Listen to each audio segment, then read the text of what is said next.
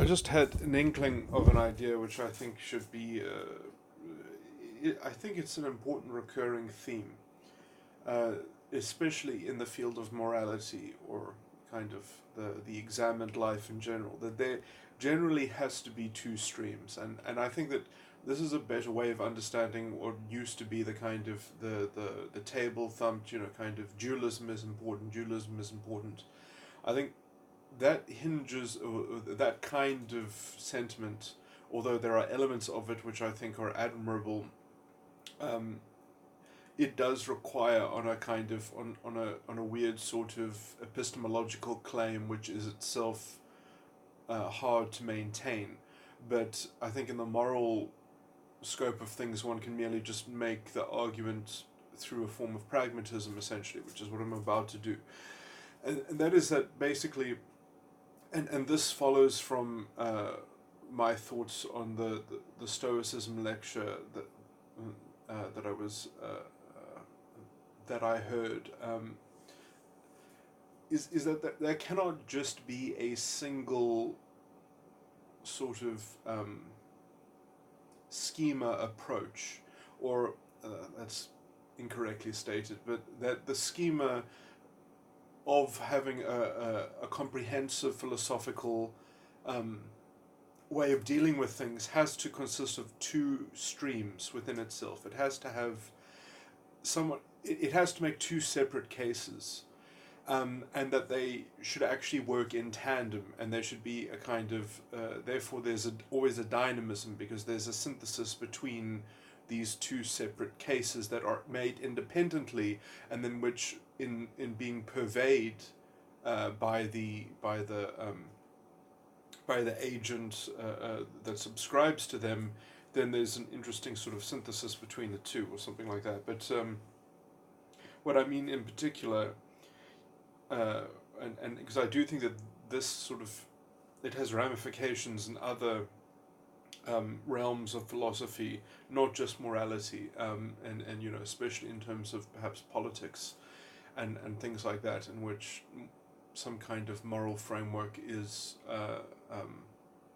the basis of a lot of the thinking and the rationale and such, and even other technical questions of a kind of an epistemological nature. But anyway,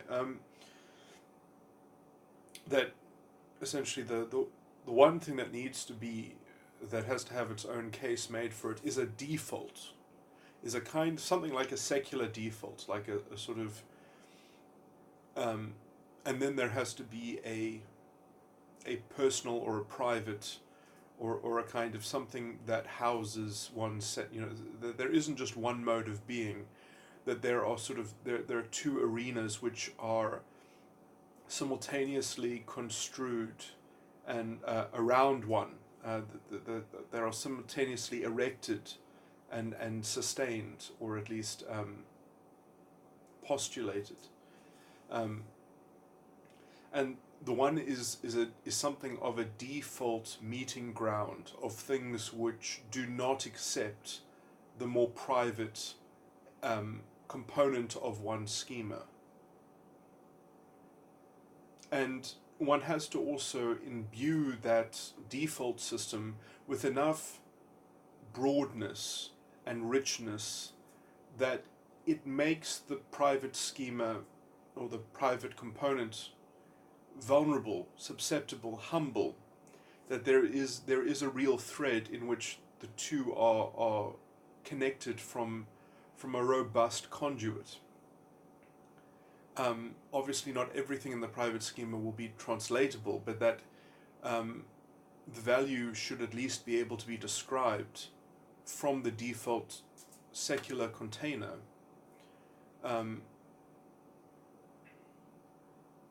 And I think that also with this kind of philosophical division, one can also make then very strong arguments as to what the real alternatives are.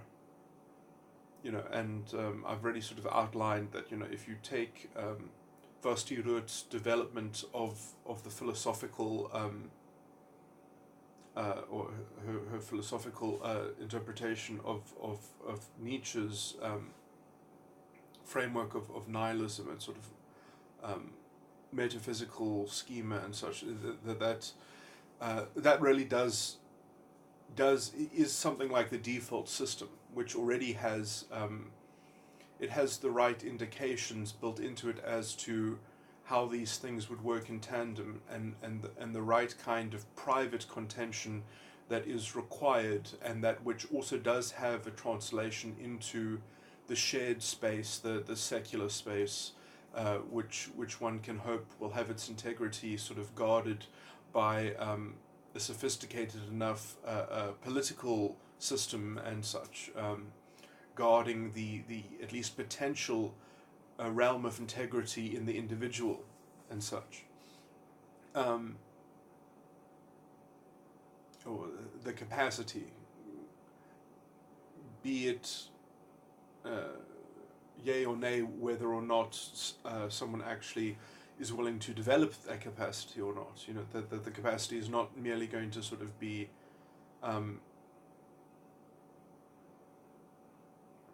delivered upon the kind of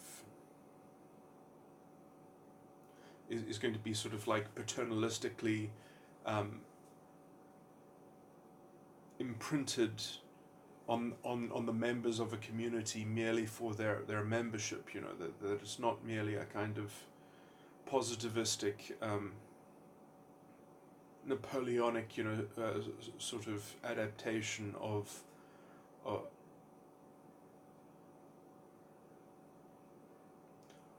a very unsustainable form of collective civilization that has this weird sort of,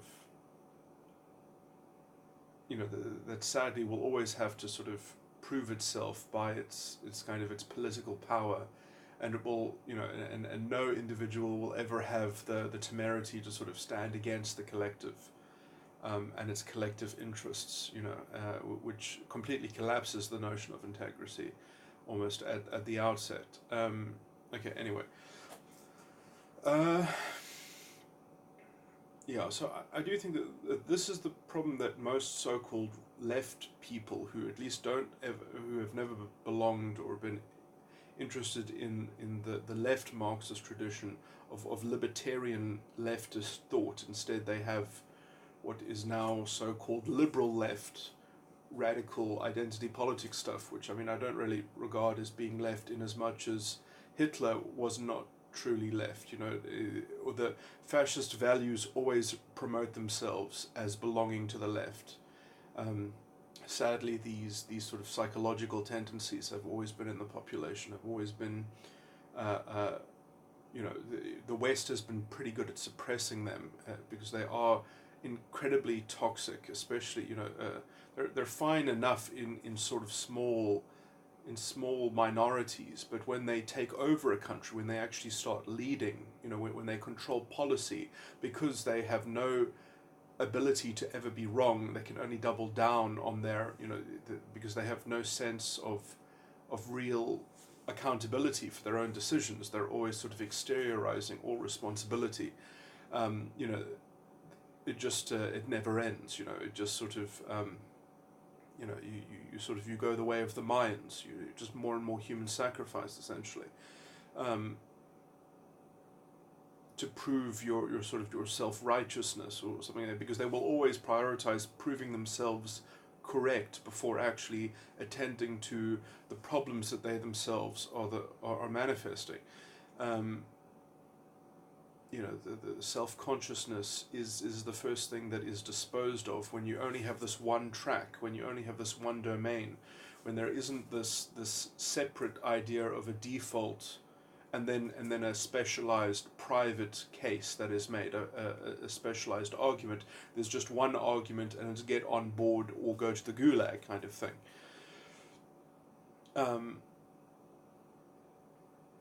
There's no middle ground. There's no public square.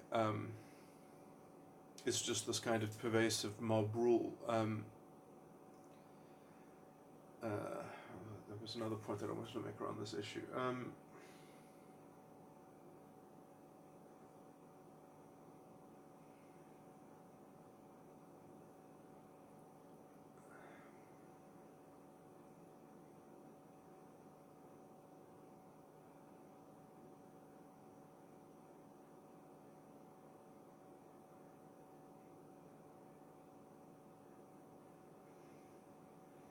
Hmm.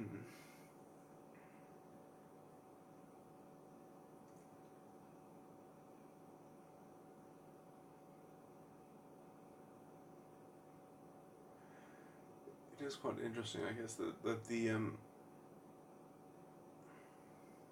but I do think the easiest way to sort of immunize a culture from those toxins is simply to teach the young how to identify, the kind of the weird sort of specious and delusional, disorientating ideological rhetoric of these mind viruses that effectively get away with themselves only because they can just constantly exteriorize accountability.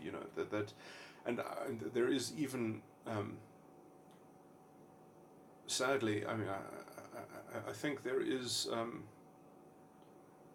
I think we're going to start in a longer term. We're going to start seeing this strange pattern emerge from the West, where young children from a very young age have been indoctrinated into weird kind of gender, far left ideological, thinking, and then they've been sort of sold on this idea that actually the reason why they don't feel automatically accepted is because they were born in the wrong gender, and then they go on their transgender journey from a prepubescent age even, then they end up at the other side of this, deeply regretting whatever transition that they've gone through in their very early during their very early formative years of not even sort of according to this framework, this ideological framework which has been really imposed on them,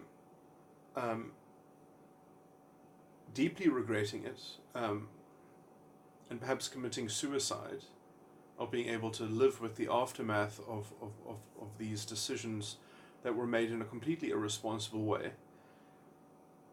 And then they just become the fuel for it to go on, essentially, because their suicide becomes symbolic not of the failing of what they were taught and indoctrinated with, and the ideological perversion that they have essentially been subject to, but it becomes they become martyrs. That no, the problem is that society isn't radically accepting enough. That sort of this idea that everyone should have their experience, that the only way to experience their best life is to feel as if whatever identity label that they ascribe to has the feeling of being the buttressed majority, that everyone must have this sense of interfacing in a culture where their identity is like some kind of moral majority status, like is in vogue, is fashionable, where their identity sort of automatically confers them some extra status, and when you have that as the kind of as the benchmark standard that everyone is supposed to be able to feel, and that you can very easily imagine that some other class of identity is enjoying and that you're not enjoying because of social injustices, you've essentially got, well, this has always been how racists in all times, in all eras, and fascist thinkers, this is how they've conceived of society, is essentially that there is this sort of impersonal politics, that people must be impersonally catered to by their political establishment, and that by their ethno-state, effectively, or by their identitarian sort of special class of rights, and by special compensatory sort of policies that are put in place to appease the narcissism of what has been collectively stolen from an identity, and so every kind of anxiety or any kind of deficiency in life is not something that is a marker on a personal journey. It's a marker against it's evaluated as a collective, a crime against their collective. And so envy gets translated on a personal level to a collective jealousy that something has been stolen, and that the collective jealousy deserves to be manifested as a political vehicle for advancement, and that the only solution to every problem is just bringing that collective jealousy out into the open, and then you've got fascist politics. You've just got identitarian categorization, arguing about imbalances, and arguing about quotas and representation numbers, and it's just a statistical reduction of life in which no one is allowed to have any interpersonal connection, because everything must be governed from this impersonal, statistical sort of thing, in which life means nothing. And that's why absolutely all standards, all merit, must be translated into a kind of statistical benchmark. There's no in between unknown knowledge. Everything is like a clockwork mechanism that that everything is reducible. That there's no sort of way in which someone could have preferred someone as a candidate for a job because of some X factor. It all has to be reducible to some kind of, everything must be generic in some sense, and so you already have a society in which only essentially big bureaucratic sort of pseudo state like administrations can do business in this kind of moral swamp, essentially, as everything gets devoured and translated into identity politics, which is problematic even for big businesses, but they are at least much more capable of absorbing those kinds of really ludicrous sorts of chasing after people's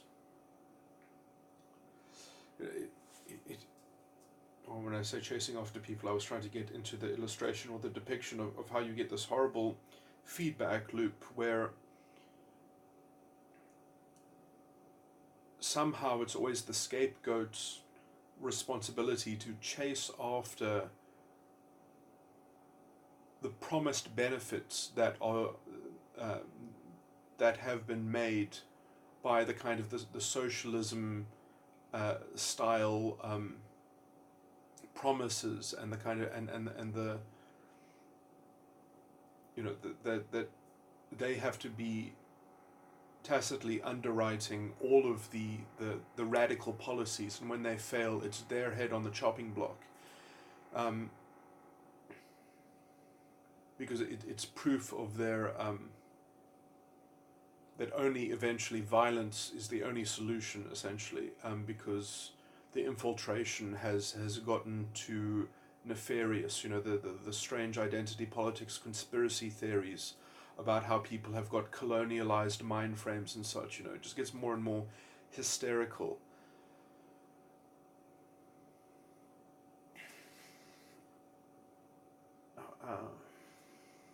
Sorry, let me just find, there was a secondary theme about that, which is that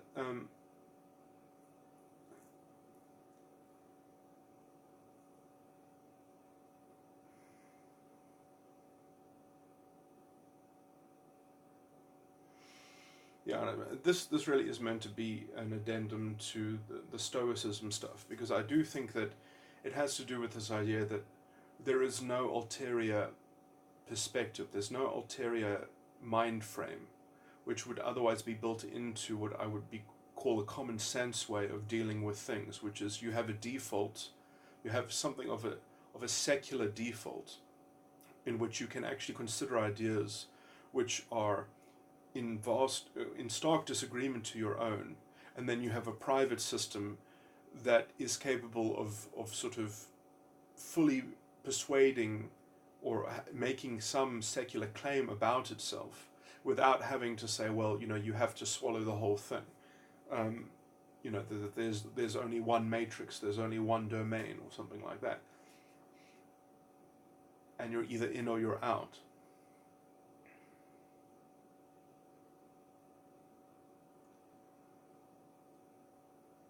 Because I would say also, in having to maintain some kind of default container,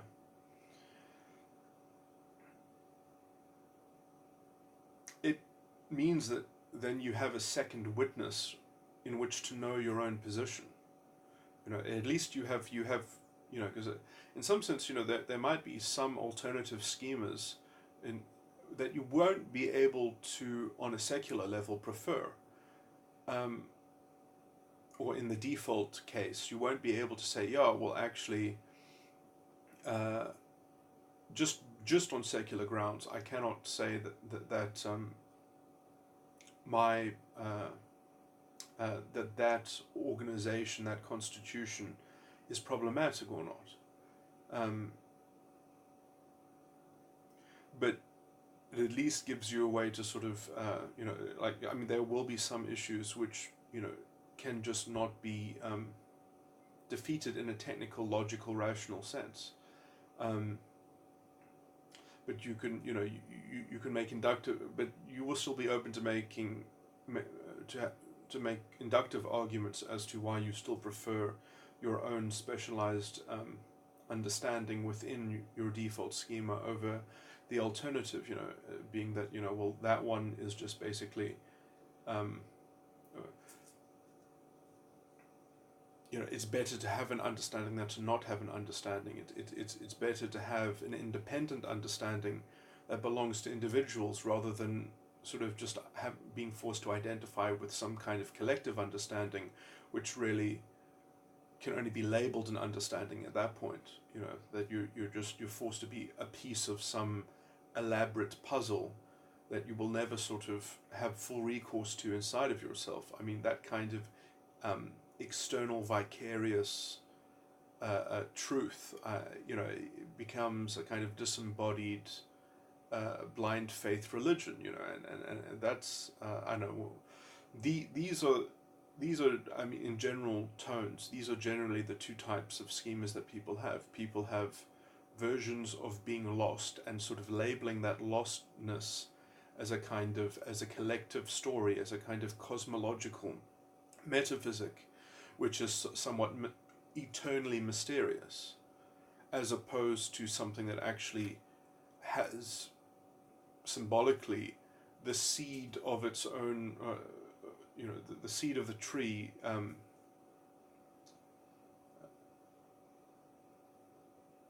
something that is the fruit which contains the seed of its own tree, like something that is that has an understanding, basically.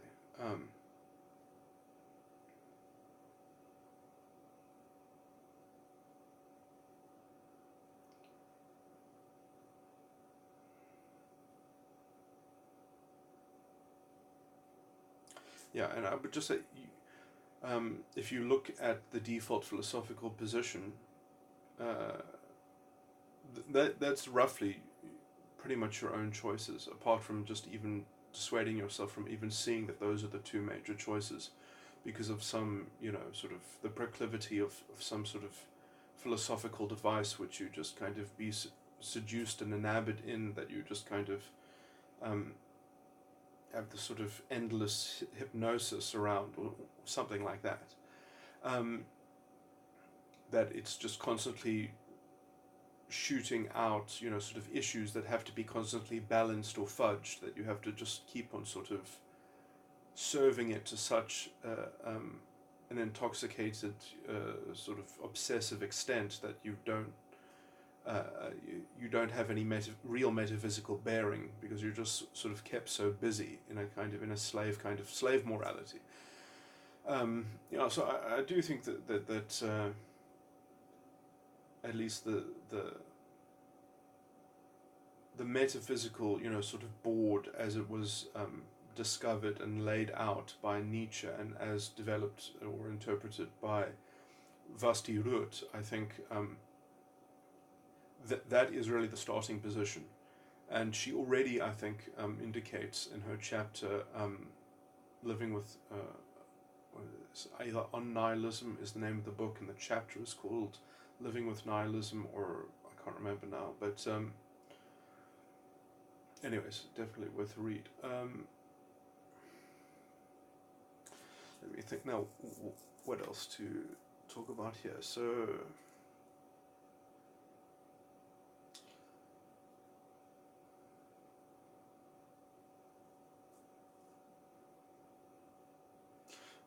was talking about.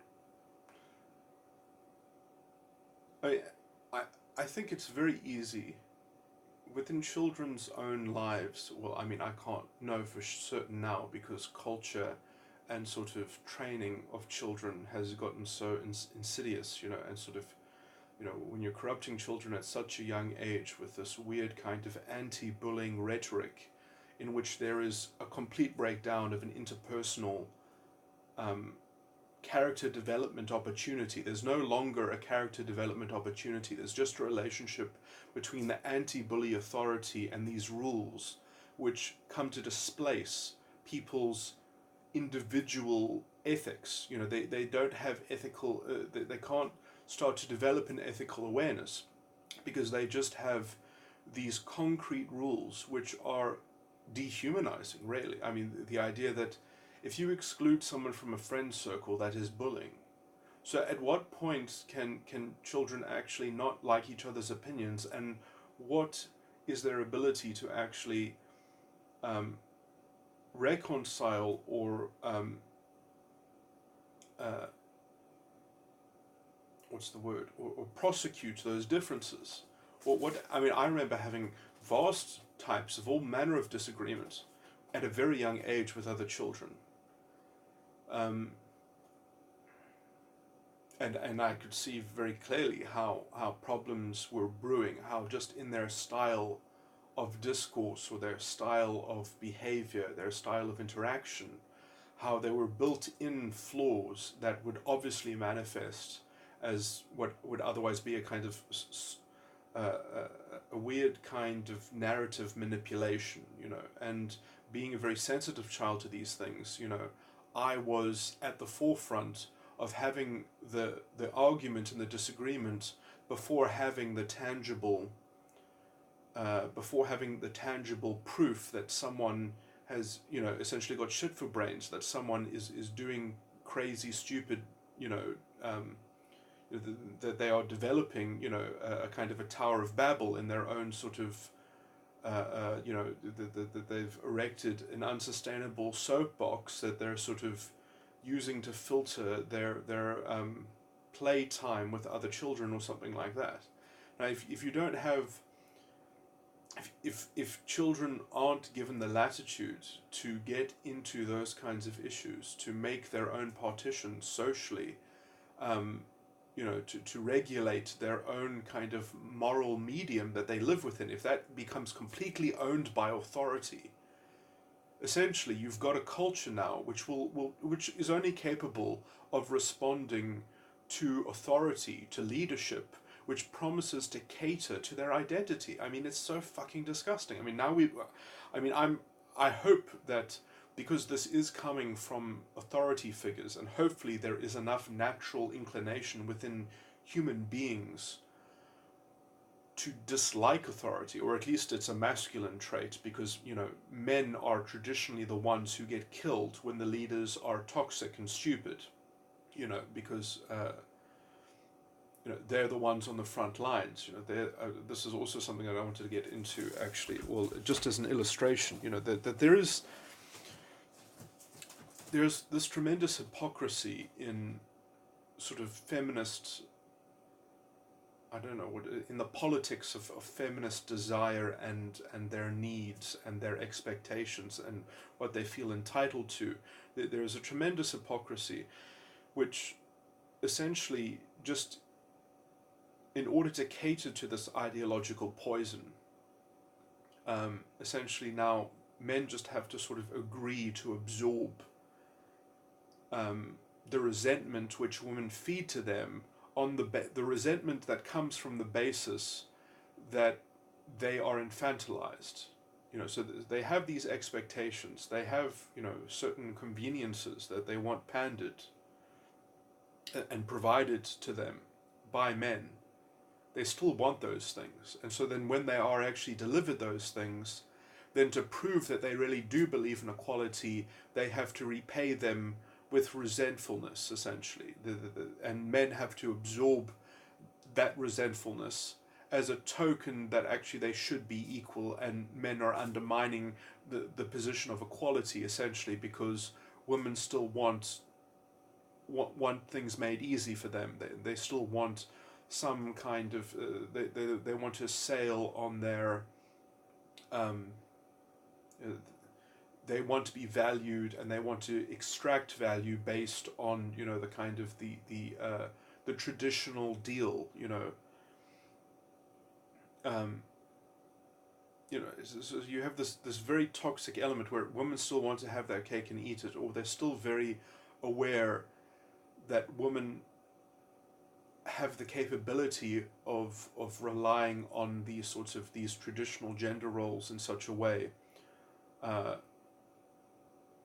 so as to what can only be described as economically exploit men through a whole array of differential social pressures that exist on men and on women. I heard someone explain to me, and I kind of, everyone knows this already. It's just so obviously true, but and this might not be technically described perfectly, but this as I said, it's so obvious that women, you know, you can say for socially, I mean, I even did explain this, and I've always believed this, that you know, although I don't see evolution necessarily being the determinant factor in terms of culture, but I do see that a kind of social evolution is something that I think is definitely very possible. That if as a culture, as a society, collectively things happen which leads to the promotion of that culture and that society and make it stronger, then, you know, you kind of will see those cultures, the features of that culture to be more prevalent in a kind of social evolutionary aspect. And it just so happens that things that are convenient towards women, things that promote the welfare of women, are one of those features that make a society more successful. And so you can say that, you know, in a kind of obtuse way, society is always promoting women who are promoting their own interests. But then, you know, it does also create a sort of mousetrap where, because society has a tendency to give too much to women, to listen too attentively to whatever a woman has to say, it has this sort of this double-edged component with it, is that, you know, women have been entreated too far, and you know, and a lot of the work that has never been done by feminism, and that will never be done by feminism, and that still has a long way to go in terms of gender equality, which is something that I desperately wish for, is women taking on accountability for their choices, which they are loath to do, and which they have almost no incentive to do, and which society has no incentive to put onto their plate, you know, in as much as, you know, that they can just collectively threaten us all with sort of everyone. Okay, so let me just go back to the point that I was going to make, although all of what I said sort of enforces that slightly. The issue is that women have an in-group preference for a woman. If a woman sort of makes a decision, you know, that generally speaking will be good for a woman or bad for men, they will choose something that is good for a woman at any cost, you know. So and the problem is that men have an out-group preference for a woman. So women are making decisions that promote the best interests of women, and men are making decisions that promote the best interests for women. So this is the asymmetry, essentially, that we suffer from. And, you know, how many, you know, and the best illustration of this, which was given to me, is that if there's a burning building, everyone's going to save the woman. You know, if it's a choice between a woman and a man, people will rescue the woman. They will not rescue the man. And women will make that decision, and men will make that decision. You know, and obviously this is a generalization. But, you know, this is the fundamental thing that we have to deal with. If people actually cared about equality, which the feminists obviously don't, because, you know, they are the drivers and the sort of it's been I don't even need to say this. I mean, this is should be famous by now by other commentators. They have said feminism is merely the justification of female privilege. That's what it is, the continuing substantiation of ongoing female privilege. That's all it is. You know, it's so thin. You know, their arguments are based on such statistical bullshit. You know, it's really, you know, lies and statistics is you know, which they can't defend intelligently at all. You know, it's the worst kind of feeble sophistry. Listening to the pseudo-intellectualism, you know, which is obviously not meant to be intellectualism. It's meant to merely just be a guise for obnoxious bigotry. I mean, it's ridiculous.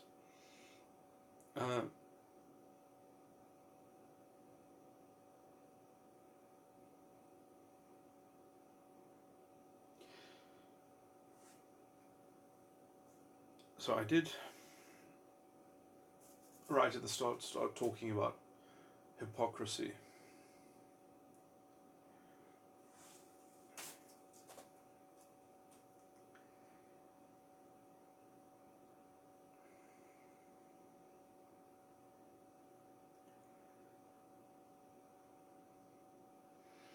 So I mean, this sort of psychological spiral of what is mentally, you know, which is fundamentally a sort of a psychological mental illness, which is also famously how fascism was critiqued within Weimar Germany.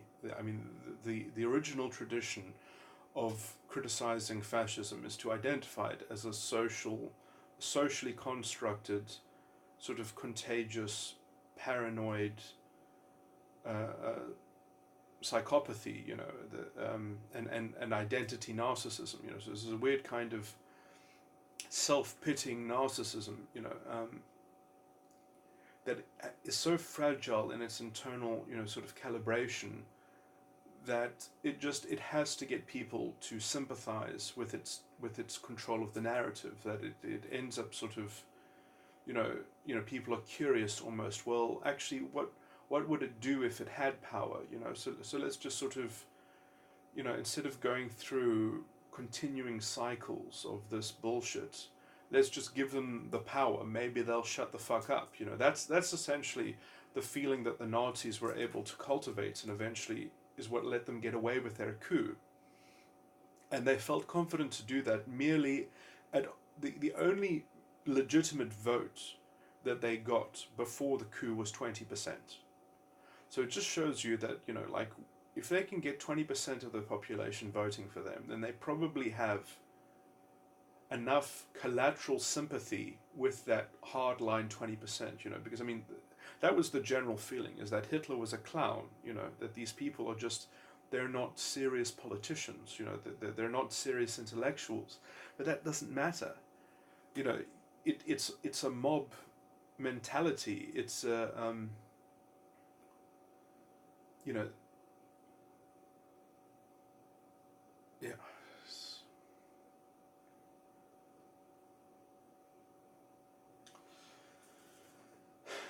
And how they poison the culture to such an extent where it starts to become difficult to imagine how it's going to regenerate itself. I mean, Germany has still not recovered. They still have this moral way of thinking. Now it's just merely, you know, in the form of a, you know, it has still infected their left-wing politics effectively. I mean, that is true. That they're,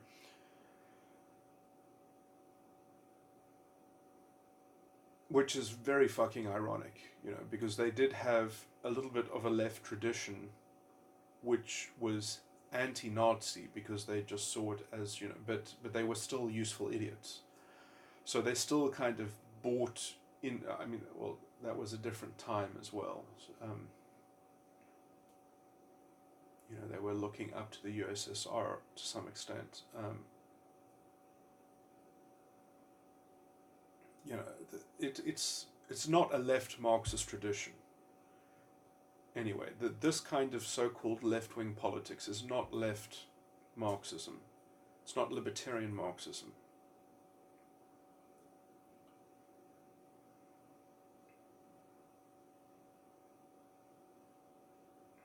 Yeah, I mean, I guess there are just too many psychological components, which, I mean, in some sense, I think the left Marxists were always aware of.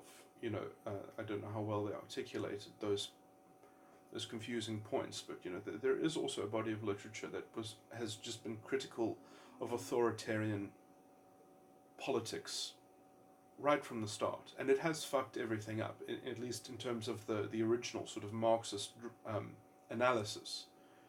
Is almost is nothing like that is going to occur. I mean, my prediction still is that almost following my political prescription is much the same as my sort of moral prescription in terms of how to arrange one's life, is that you need to have a default system, one that is capable of setting up private establishments and forms of collaborative organization, or you know, that has the default has within it enough latitude so as to support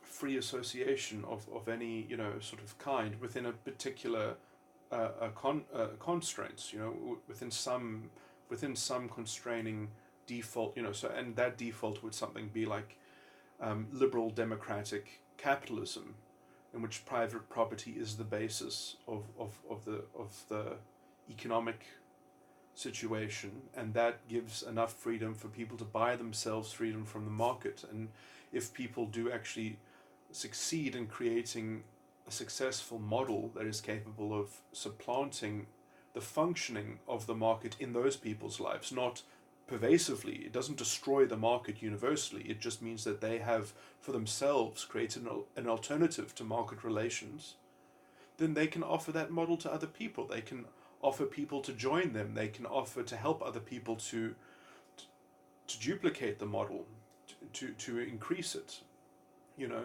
So I mean, and then you actually have a decentralized sense of accountability. You actually have people's hands in their own lives. You don't have this sort of like, well, let's just get adopted by history, let's just go along with the flow or something like that, some sort of crazy utopian exterior vicarious, you know, sense of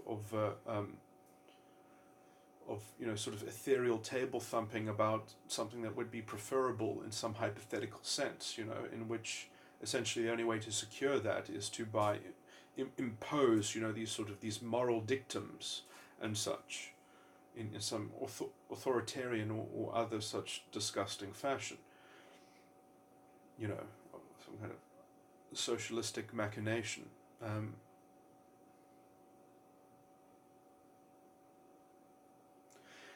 These so-called socialistic or socialism proponents, you know, they're really, I mean, they're patently corrupt, you know, and just the level of simplistic wishfulness of the, I mean, you just look at Venezuela. I mean, they had every opportunity, you know, when you have a source of free money, and then when you so unintelligently organize things, which, you know, the state is forced to be unintelligent in that way because it can't act decisively, and, you know, in as much as it does actually corrode the rule of law in order to create decisive, you know, sort of distinct structures. I mean, it's for the purposes of corruption, of personal corruption, you know.